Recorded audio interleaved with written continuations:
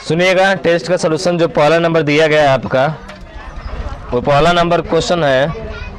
निकाल लो अपना क्वेश्चन, देखो उसमें मिलाओ। पहला नंबर दिया गया है कि निम्नलिखित में से किस अधिनियम को भारतीय संविधान के पूर्वगामी के रूप में जाना जाता है। आपको डायरेक्ट हमने लिखवाया था 1935 का।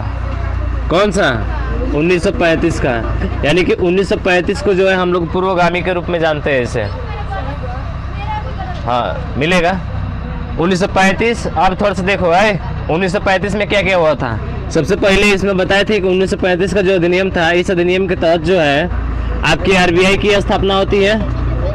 यंग हिल्टन समिति आयोग, यंग हिल्टन जिसको शाही आयोग भी बोलते हैं हम लोग, उसके जगह आरबीआई की स्थापना कब होती है? आरबीआई की स्थापना कब की जाती है? हाँ 1 अप्रैल 1935 के तहत। 35 की 45? हाँ 1 अप्रैल 1935 को क्या हो जाती है इसकी? 1 अप्रैल 1935 को जो है इसकी स्थापना होती है। दूसरा चीज इसमें बताए थे कि जो आपका प्रांत में द्वैध शासन था, प्रांत में द्वैध शासन, इसका उन्मूलन, प्रांत में द्वैध शासन का उन्मूलन किया गया था इसी अधिनियम के तहत किया गया था ना। लेकिन प्रांत में द्वैध शासन किस अधिनियम के तहत लागू हुआ था? 1919 का। तीसरा नंबर इसी में बताया आपको 1935 के अधिनियम में ये लागू तो हुआ था 1 अप्रैल 1937 से। लागू कब से हुआ था? लागू हुआ था 1 अप्रैल 1937। और आपको याद आ रहा होगा 1937 में जो है आपके संघीय न्यायालय की क्या हुई थी? स्थापना हुई थी। आगे क्वेश्चन मिला है आपको कि 1 अप्रैल 1935 के अधिनियम में जो है क्या किया गया था? 1937 में जो है आपका संघीय न्यायालय की स्थापना की गई थी। लिखवाया है ना? हाँ। उसके बाद से चौथा नंबर जो है प्रांत में बोल रहा है केंद्र में द्वैध शासन। केंद्र में द्वैध शासन, तो केंद्र में द्वैध शासन की शुरुआत किस अधिनियम के तहत? 1935 अधिनियम के तहत। समझ में आ रहा है ना? उसके बाद से जो है पांचवा नंबर 1935 के अधिनियम में पांचवा नंबर क्या था आपका? जो इसमें संघ सूची है, राज्य सूची है और समवर्ती सूची है, इन सभी का बंटवारा भी कहाँ मिलता है? यहीं पे मिलता है ना। हाँ तो ध्यान रखना, आरबीआई की स्थापना प्रांत में द्वैध शासन और 1 अप्रैल 1937 को लागू हुआ था। और केंद्र में द्वैध शासन की क्या हो गई थी? शुरुआत हो गई थी। तो केंद्र में द्वैध शासन की शुरुआत भी यहीं से होती है आपकी। ठीक है, इतना फैक्ट हमको याद इसमें रखना था। पहला क्वेश्चन का आंसर क्या होगा? 1935 हो जाएगा। ठीक है, अगला चलते हैं। अगला है कि निम्नलिखित में से किस अधिनियम के द्वारा भारत में केंद्र स्तर पर द्विसदनीय विधायिका की शुरुआत की गई थी? तो ध्यान रखिएगा, ये था आपका 1919 का। कौन सा था? 1919 का अधिनियम था, इसके तहत हुआ था। तो इसका जो राइट आंसर होगा 1919, ऑप्शन नंबर कौन सा? ए होगा। ठीक है, अब 1919 को क्या बोलते हैं जी? इसको बोलते हैं मॉन्टेग्यू चेम्सफोर्ड। इसको बोलते हैं मॉन्टेग्यू चेम्सफोर्ड, जिसमें ये क्या था? भारत सचिव, और ये क्या था? वायसराय। 1919 के अधिनियम के तहत जो है आपका प्रांत में द्वैध शासन की शुरुआत हो गई थी। प्रांत में क्या बताए थे आपका? प्रांत में जो है प्रांत में द्वैध शासन, जो है, हाँ ठीक है, प्रांत में द्वैध शासन।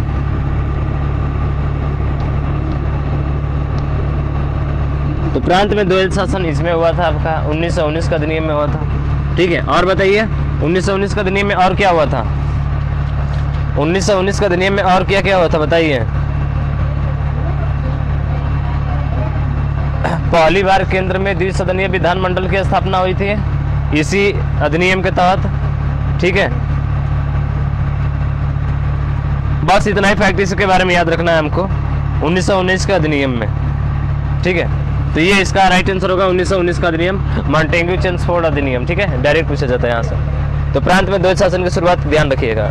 तो दूसरा का हो जाएगा ऑप्शन नंबर ए। तीसरा देखिए, भारत सरकार अधिनियम 1919 को किस और नाम से भी जाना जाता है? आपको आंसर मिल गया 1919 का मॉन्टेग्यू चेम्सफोर्ड अधिनियम। अगला, भारतीय संविधान का संरचनात्मक भाग या ढांचा काफी हद तक कहाँ से लिया गया है? 1935 1935 से बहुत सारी चीजें ली गई हैं। प्रांतीय स्वायत्तता भी 1935 से ही लिया गया है। प्रांतीय स्वायत्तता भी कहाँ से लिया गया है? 1935 से लिया गया है। अगला है कि 1813 के चार्टर अधिनियम ने भारत में ईस्ट इंडिया कंपनी के शासन को अगले कितने वर्षों तक? 20। 1813 में 20 वर्षों तक। शुरुआत में जब आए थे 1600 में स्थापित हुआ था, कितने वर्षों तक था? 15 वर्षों तक था। लेकिन 1813 में कितने वर्षों के लिए मिला था? 20 वर्षों के लिए। ठीक है, ऑप्शन ए हो जाएगा। किस अधिनियम के परिणाम स्वरूप महारानी विक्टोरिया जो ब्रिटेन की शासिका थी जस के तस लिखवाए थे ऐसे? 1858 भारत की मल्लिका की उपाधि के भारत में ब्रिटिश क्षेत्रों की संप्रभु बनी।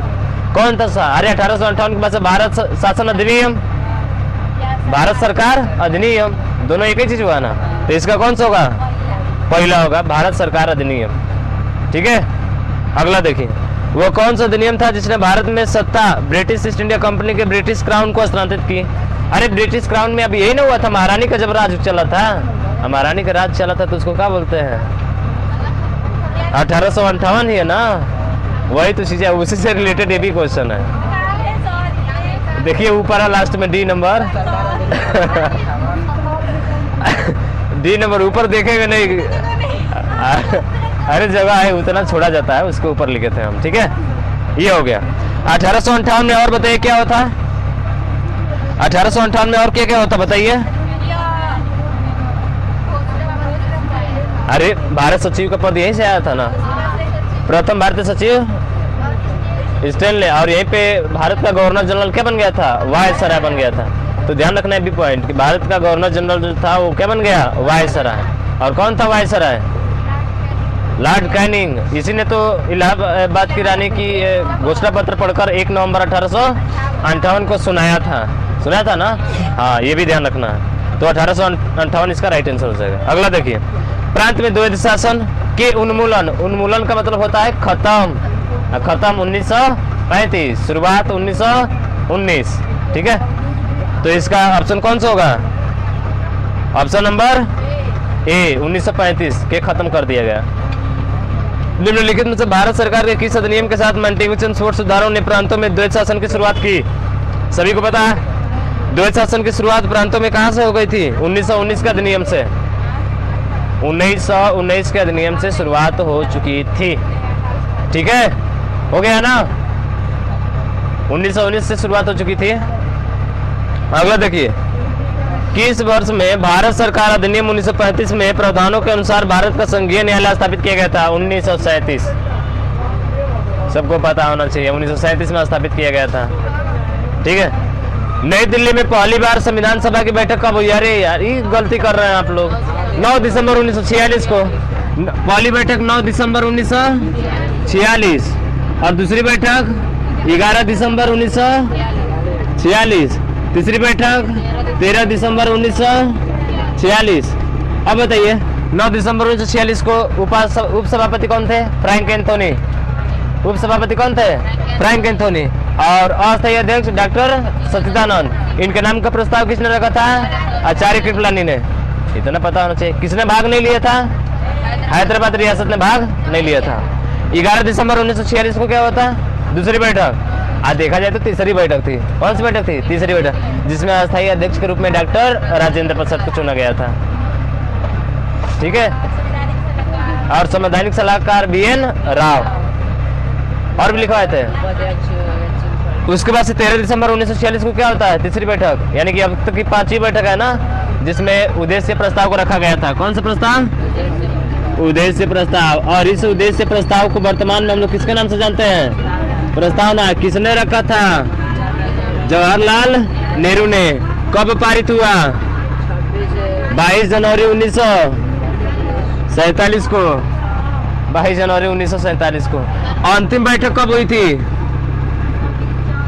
24 जनवरी 1950 को। 24 जनवरी 1950 को। इसी दिन राष्ट्रीय गीत और राष्ट्रीय गान दोनों क्या हुआ था? लागू हुआ था। इसी दिन ना राष्ट्रीय गीत और राष्ट्रीय गान, बहुत महत्वपूर्ण डेट है आपका। और इसके ठीक 2 दिन बाद आपका संविधान क्या हो गया? लागू हो गया।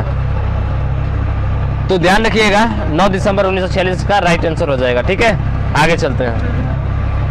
भारतीय संविधान को कब अपनाया गया? अरे अपनाया गया 26 नवंबर 1949।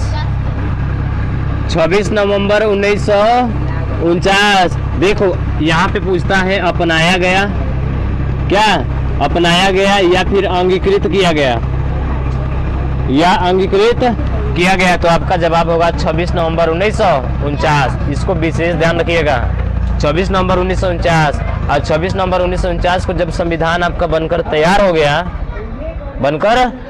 हो गया तो वही अपनाना, अंगीकृत करना, समझ रहे हैं ना, दोनों का सेंस वही होता है। और इसी दिन आपके कितने अनुच्छेद लागू हुए थे जी? 16 अनुच्छेद लागू हुए थे। 394 में 15 अनुच्छेदों को लागू किया गया था, आज स्वतः 394 भी अनुच्छेद क्या होता उसी दिन लागू हुआ था। और कितनी अनुसूचियां थी जब संविधान निर्माण हुआ था ना, तो लागू हुआ था, ये अपनाया गया था। जब अपनाया गया था तो वहाँ पे जो है 8 क्या थी अनुसूचियाँ थी, और 395 अनुच्छेद थे, और 22 भाग थे। हाँ, लेकिन अभी वर्तमान में पूछा जाए तो 8 नहीं, कितने हैं? 12 है। और ये पूछे थे, आगे क्वेश्चन अभी आएगा आपका, लेकिन आप लोग ने जवाब क्या दिया? 8 है। कोई बकलोला मार दिया है 16। ये कहाँ से पढ़ के आया है? ठीक है, चलिए आगे देखिए। 24 जनवरी 1950 को संविधान सभा की अंतिम बैठक होती है, जिस पर 284 सदस्यों ने क्या किया था? हस्ताक्षर किया था। और जिसमें महिलाएं कितनी थी? अरे यार, सबको पता है, 15 महिलाएं थी। एकमात्र महिला मुस्लिम बेगम एजाज रसूल। पहली बार संविधान पर हस्ताक्षर करने वाली महिला राजकुमारी अमृत कौर। अब पहले संविधान पर हस्ताक्षर करने वाले व्यक्ति जवाहरलाल नेहरू। ठीक है। और संविधान का जो पन्ना था जिसको तैयार किया था उसका नाम था शांति निकेतन। बताए थे शांति निकेतन बताए थे, लिखवाए नहीं होंगे, बताए थे। चलिए आगे देखिए, अगला क्वेश्चन देखिए। भारत का मूल रूप संविधान हाथ से लिखा गया था, किसके द्वारा? प्रेम बिहारी नारायण राय ज्यादा, इनके द्वारा लिखा गया था। ठीक है, तो क्या हो जाएगा? ऑप्शन नंबर सी हो जाएगा।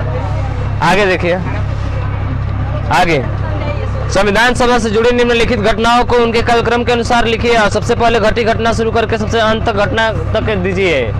अरे इसमें देखो ABCD दिया है ना, ABCD सही है। पहले आपका क्या उद्देश्य प्रस्ताव आया था, कब पारित हुआ था? 22 जनवरी 1947 का उद्देश्य प्रस्ताव है ना। अरे सरकार, तुम लोग भूल रहे हो क्या? राष्ट्रीय ध्वज में जुलाई में होता है, ये सब डेटवे भूल रहे हैं पूरा, इसीलिए तो गलती हुआ है तुम लोगों का। और दूसरा दिया है कि राष्ट्रीय ध्वज अंगीकृत किया गया था, तो ये 22 जुलाई 1947 22 जुलाई को हुआ था।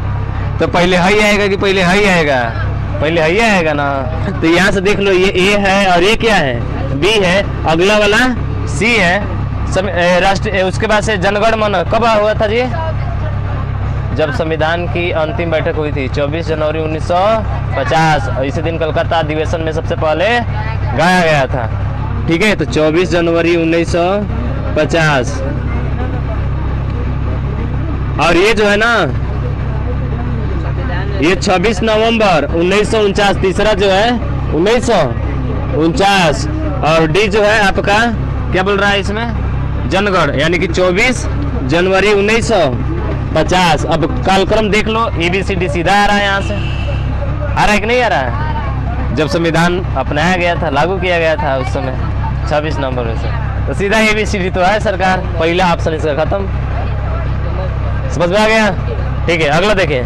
संविधान सभा का अंतिम सत्र अभी बताया था सरकार 24 जनवरी 1950। ठीक है, मिल जाएगा 24 जनवरी 1950। ऑप्शन नंबर डी है, बी है, हाँ बी है। ठीक है, अगला है कि मूल हस्तलिखित भारतीय संविधान के प्रत्येक पृष्ठ को किन कलकार? शांति निकेतन, ध्यान रखिएगा। हाँ लिख लीजिएगा, आप लिख लीजिएगा, कॉपी में नोट कर लीजिएगा। ठीक है, हाँ शांति निकेतन के द्वारा। किसके द्वारा? शांति निकेतन के द्वारा। आगे देखिए, निम्नलिखित में से कौन सा संविधान सभा द्वारा नहीं किया गया था? अरे देखो, राष्ट्रमंडल में शामिल हुआ था, कब हुआ था जी? राष्ट्रमंडल में शामिल कब हुआ था? और इन लोगों को पता नहीं है राष्ट्रमंडल में शामिल कब हुआ था भारत? अरे सरकार, खेल है तो इसी के तहत हुआ था ना। कब शामिल हुआ था बताइए? नहीं बताए। 16 मई 1949 को नहीं लिखवाए हैं तो लिख लीजिएगा 16 मई 1949। हम बताए थे, लिखवाए भले नहीं होंगे। राष्ट्रमंडल में शामिल हुआ था 16 मई 1949 को। 16 मई 1949 को ध्यान रखिएगा। 16 मई 1949 को जो है राष्ट्रमंडल में भारत इसका सदस्य बना था। हाँ, इसी के द्वारा किया गया था। दूसरा देखिए, इसने राष्ट्रगान और राष्ट्रगीत स्वीकृत किया था, अंगीकृत किया था, पता है ना? राष्ट्रीय ध्वज अंगीकृत किया गया था। ठीक है, आगे देखिए, इस देश ने प्रथम प्रधानमंत्री के रूप में जवाहरलाल नेहरू को चुना गया। नहीं, उस समय नहीं, डॉक्टर राजेंद्र प्रसाद को प्रेसिडेंट के रूप में चुना गया था। इनको नहीं, तो ऑप्शन नंबर क्या होगा? सी राइट हो जाएगा इसका। ठीक है, सही हो जाएगा, गलती किया है। अगला देखिए, भारतीय संविधान में इसमें कितने अनुसूचियां हैं जी? इस समय पूछ रहा है, मूल संविधान नहीं। अगर पूछता आपसे, क्या पूछता? मूल संविधान में कितनी अनुसूचियां हैं, तो आपको बताना होता वहां पे कितना? 8। लेकिन वर्तमान में कितने हैं? 12 हैं। अगला है, किसके मार्गदर्शन में भारत के संविधान के मूल दस्तावेज में हस्त निर्मित यानी हाथों से बनाया हुआ? आप जानते हैं नंदलाल बोस लिखवाए थे ना? हाँ, नंदलाल बोस होंगे इसके, तो ऑप्शन डी इसका राइट हो जाएगा। संविधान के अनुसार इनमें से कौन सी भारत की राष्ट्रीय भाषा है? अरे राष्ट्रीय भाषा कोई होती ही नहीं है, राजभाषा होती है ना, राष्ट्रीय भाषा कोई नहीं है। इसको ध्यान रखिएगा। बहुत लोग हिंदी पे मार कट मार दिए, खटखटा दिए एकदम से। हाँ, भारत की राष्ट्रीय भाषा, हाँ, संविधान के अनुसार जो है हमारी राष्ट्रीय भाषा हिंदी हो जाएगी, कोई नहीं होती है, ये बताए थे ऐसे। हो गया, और भी क्वेश्चन है? हाँ, अगला है कि भारत संविधान की मूल हस्तलिखित कॉपी कहाँ रखी गई है? संसद भवन में। कहाँ रखी गई है जी? हाँ, संसद की लाइब्रेरी में। अगला, हाँ, भारत की संविधान सभा की संघ शक्ति, अरे संघ शक्ति, संघीय संविधान समिति, पंडित जवाहरलाल नेहरू। ऑप्शन डी हो जाएगा। भारत के संविधान में कुल कितने भाग हैं? ये नहीं देते ना? क्या था, बोलो। अगला क्या था? हाँ, ये सवाल बहुत महत्वपूर्ण है। अब देखिए, TT Krishnamachari, TT Krishnamachari, TT Krishnamachari, आइए नहीं पता है कि टीटी कृष्णामाचारी किसके जगह पे आए थे? हाँ, डीपी खेतान। तो कौन थे सदस्य? तो ये न थे, ये कहाँ से होंगे? इनके जगह पर आए थे, पहले तो सदस्य ये थे, तो वही ना होंगे। ये सवाल बड़ा खतरनाक है, समझ रहे हैं ना? अब देखो, पहला हो गया। अब आगे है एन माधव राव, एन माधव राव। अब एन माधव राव जो है किसके स्थान पे आए थे? बीएल मित्तल की जगह पे। अरे एन माधव राव किसके जगह पे आए थे? बीएल मित्तल। बीएन राव नहीं है, बीएन राव तो सदस्य है ही नहीं है उसमें। अब बहुत लोग सोच रहे नहीं, बीएन राव ही थे, बीएन राव ही थे। ये बीएन राव को जोड़ दे रहे हैं बीएल मित्तल से, जोड़ देते ना, इसलिए कौन कि चारों ऑप्शन जो है इसके सभी अध्यक्ष हैं सर, आप गलत बता रहे हैं। समझ में आया? तो आपके बीएन राव तो थे ही नहीं। टीटी कृष्णामाचारी आपके किसकी जगह पे आए थे? डीपी खेतान की जगह पे आए थे। और एन माधव राव किसके स्थान पे आए थे? बीएल मित्तल की जगह पे। तो बचे कौन से? डॉक्टर के एम मुंशी, यानी कि इसका राइट आंसर होगा के एम मुंशी। आए समझ में? आए, खतरनाक क्वेश्चन था ये आपका। तो थोड़ा सा बहुत लोग इसको गलती करेंगे जी, बहुत लोग गलती करेंगे। लगेगा ना उनको कि चारों ऑप्शन का चारों उसमें है, नहीं है, नहीं, चारों नहीं है। हाँ, संविधान सभा की मसौदा समिति या ड्राफ्टिंग कमेटी, प्रारूप समिति, तीनों एक ही होता है। 29 अगस्त 1947। तो 29 अगस्त 1947 और कितने सदस्य थे? 7। पूछा जाता है इसमें कितने सदस्य थे तो क्या बताएंगे? 7। कहानी खत्म हो गया। हाँ, ये सवाल आपके 26 रहे, बहुत महत्वपूर्ण, ठीक है ना।